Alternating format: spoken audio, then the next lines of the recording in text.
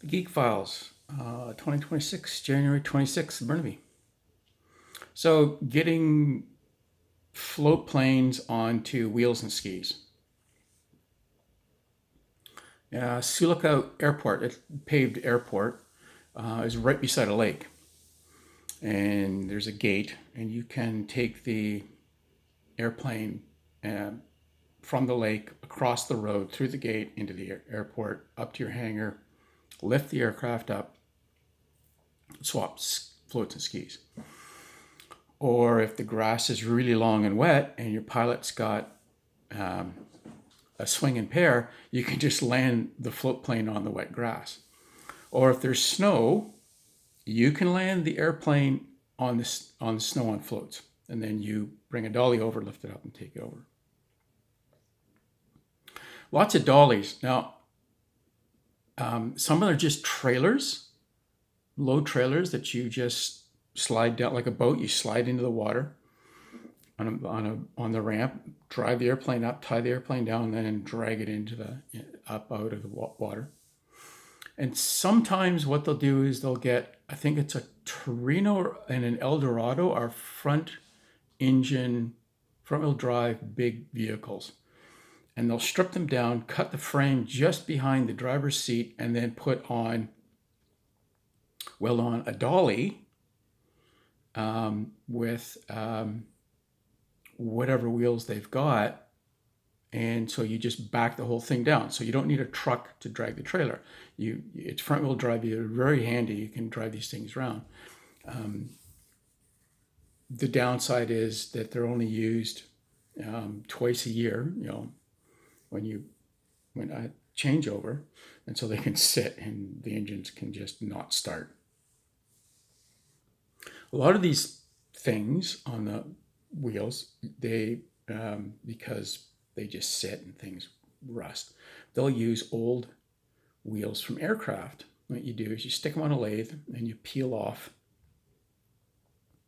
the bead, and you just run them till they just run into the ground, because no one thinks these wheels are worth anything. So we're doing this. We're bringing aircraft up out of the lake into the airport, and one of these wheels, these modified aircraft wheels, goes bad. I can't remember, shatters or something. And there's a lathe there, and they say, well, who can run a lathe? I can run a lathe. Yay, high school. And they say, okay, so here, take this wheel, peel the bead off of it, and so we can get it on. So I'm on the lathe, and it's this old beat up thing, greasy and slimy.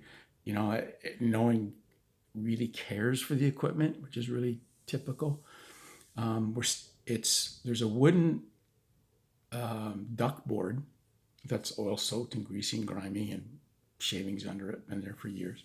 You stand on to work. So I'm sitting there peeling this bead off, and all of a sudden, what the fuck? I smell something burning, and I turn around, and there's something burning underneath this wooden duckboard, this oil-soaked duckboard that I'm standing on. And so I lift it up and I stomp it out. Well, old beaver and otter wheels are mag wheels. They're magnesium wheels. And I'm peeling these fine pieces of magnesium off this wheel, not realizing that it's magnesium. And when you get magnesium all bundled up and a little warm, it can spontaneously combust. So this thing has been peeling this thing off over my shoulder as this fine, when you use high-speed steel cutting tools, there's no chip breaker on them, so they just peels this bird's nest off. And this bird's nest had formed underneath the ductboard. And I'm standing on this burning thing on something that can catch on fire at any moment, and you can't put it out. Like magnesium, when it goes, it goes. You can't pouring water on it makes steam, and it makes the magnesium go even more. So yeah, so that was a bit of a holy crap moment, a little bit of excitement. Yeah. So, making appropriate life decisions. Yeah, I don't make any money, but boy, you get good stories.